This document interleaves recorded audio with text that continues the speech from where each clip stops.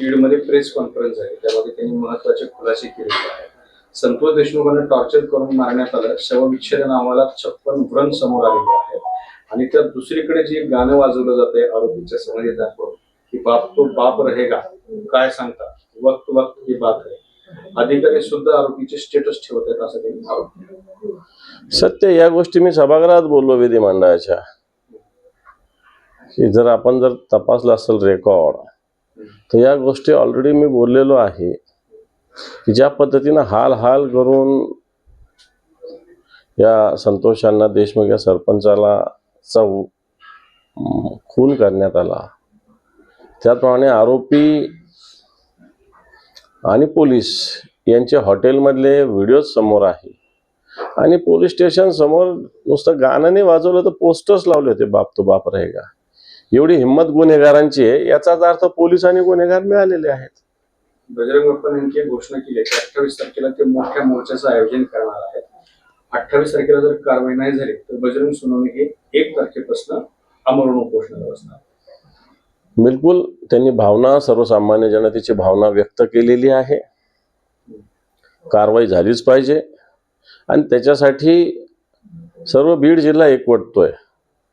दहशतवाद, गुंडागर्दी याच्या विरुद्ध बीड जिल्हा एकवटतोय, कारण बीड जिल्ह्यामध्ये ज्या पद्धतीनं दादागिरी होते, दहशतवाद होतो, गुंडागर्दी होते, सर्वसामान्य माणसाचा आवाज दाबला जातो, दिवसा ढवळ्या पिस्तूल घेऊन लोक फिरतात, पोलीस त्यांना संरक्षण देतात, तर याच्या विरुद्ध आवाज बीड जिल्ह्यातील जनतेनं उचललंच पाहिजे आणि तो उचलत असेल तर त्याला जनता मोठ्या प्रमाणावर सहकार्य करेल.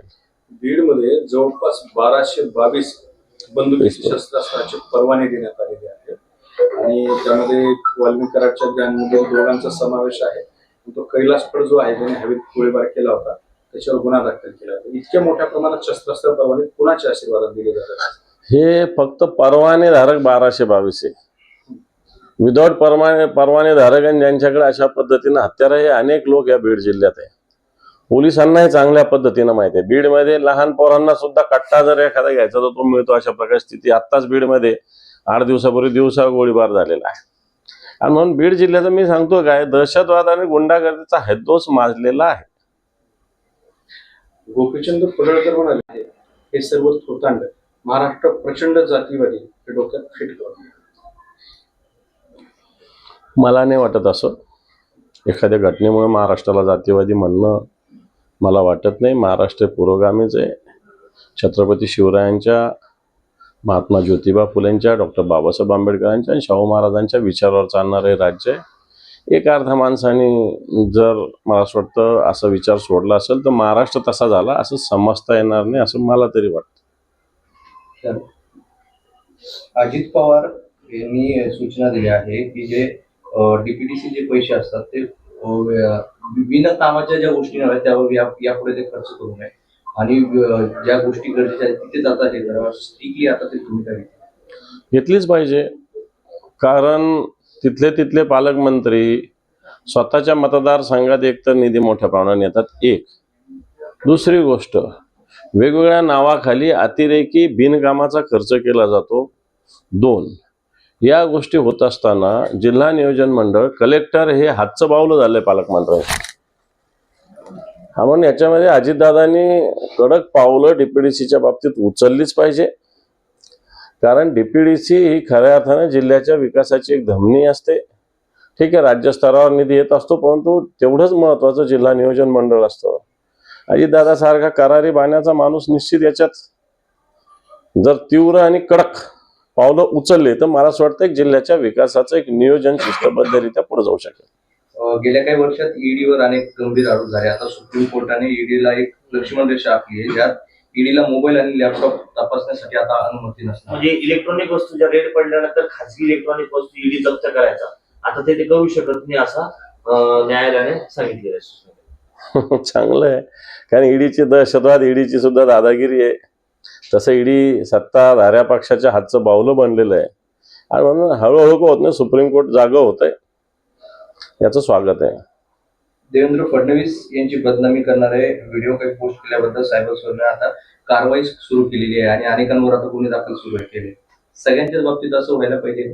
हो, फक्त देवेंद्र फडणवीसांची काय, बाकीच्यांची पण बदनामी केली जाते, त्याच्यावरही तशीच कारवाई व्हावी. नुसतं फडणवीसांची केली म्हणून होऊ नये, फडणवीसांची केल्यावरही व्हावी, कारण ते राज्याचे मुख्यमंत्री, त्यांचा आदर केलाच पाहिजे, त्याच्याविषयी माझ्या मनात काही शंका नाही. पण असाच आदर सगळ्यांच्या विषयी असला पाहिजे, हे तेवढंच महत्वाचं आहे. किंवा विकास काम आहेत ठप्प आहेत, काय सांगतात? मागच्या पालकमंत्र्यांनी सगळ्याच ठिकाणी नियोजन करून ठेवलं आहे. तसं निवडणुका ह्या नोव्हेंबरमध्ये होत्या आणि याचा अंदाज घेऊन बऱ्याच ठिकाणच्या पालकमंत्र्यांनी तसं नियोजन केलेलं आहे. शेवटचा टप्पा असतो जो खर्च झाला नाही तेवढा, त्याचं पुनर्नियोजन करणं एवढाच एक टप्पा असतो.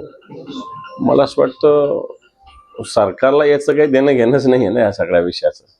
त्यामुळे यथावकाश 26 जानेवारीपर्यंत पालकमंत्री होतील, झेंडावंदनाची ज्यावेळेस आठवण येईल त्यावेळेस, असं वाटतं. छगन भुजबळांचा मुद्दा पुन्हा चर्चेत आहे. छगन भुजबळ भाजपमध्ये जातील अशी सुद्धा चर्चा व्यक्त केली जाते आणि भाजपकडून त्यांच्या कोटातून छगन भुजबळांना मोठं पद मिळू शकतं अशी चर्चा आहे. काही होऊ शकतं. आता कधी काय होईल याचा भरोसा थोडी देता येतो. परंतु ज्या पद्धतीनं भुजबळ व्यक्त होत आहेत त्या पद्धतीनं जर बघितलं तर भुजबळ अजितदादांसोबत राहतील का नाही राहतील असा प्रश्न सगळ्यांच्याच मनात निर्माण झालेला आहे, हे सत्य आहे. बीड प्रकरणामुळे धनंजय मुंडेंचं मंत्रिपद जाऊन ते मंत्रिपद भुजबळांना देऊ शकतात अशी चर्चा. मला असं वाटतं हा त्यांचा अंतर्गत विषय आहे. परंतु बीड जिल्ह्याची जी घटना आहे तिच्यात अजूनही मुख्य आरोपी सरकारला सापडत नाही आणि जे आरोपी आहेत त्यांची कोणाशी कनेक्टिव्हिटी आहे सगळ्या जिल्ह्याला काय, महाराष्ट्राला माहिती आहे. आणि अद्यापही सरकार याच्यावर गतीनं किंवा सिरियसली पावलं उचलत नाही, हे सुद्धा सत्य आहे. त्याच्यामध्ये अंजली दमानी यांनी काल वेगळे काही आरोप केले. ते म्हणतात की भाजप प्रवेशाचा हा गेम प्लॅन आहे आणि भुजबळ फडणवीसांना भेटायला जातात पण अजित पवारांना भेटत नाही.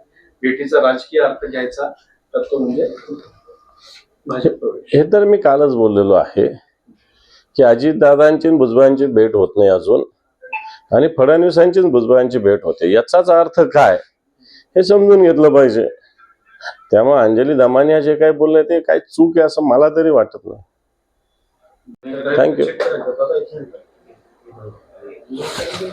दीपक केसरकरांनी असा केला की मला मंत्रिपद मिळवलं तरी आणण्याचा प्रयत्न केले तुमच्या मंत्रिश्री. असं अनेक जणांचं म्हणणं आहे, एक तर दीपक केसरकरांचं थोडी म्हणणं आहे. इच्छुक अनेक लोक होते.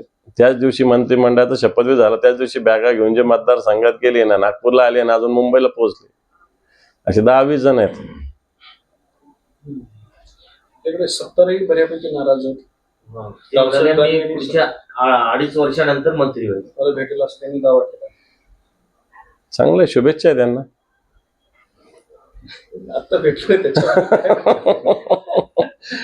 त्यांना शुभेच्छा आहे, कारण त्यांनी बऱ्याच इथं बजरंगबली वगैरे सगळ्या गोष्टीचा मोठा उद्धार केला होता आणि बरेच आरोप त्यांच्यावर आहेत, त्याच्यामुळे त्यांना मिळालं नसावं. पण आपले जिल्ह्यातले मंत्री कमी झालेत, संख्या कमी झाली. काय दिवे लावत होते वासुनी.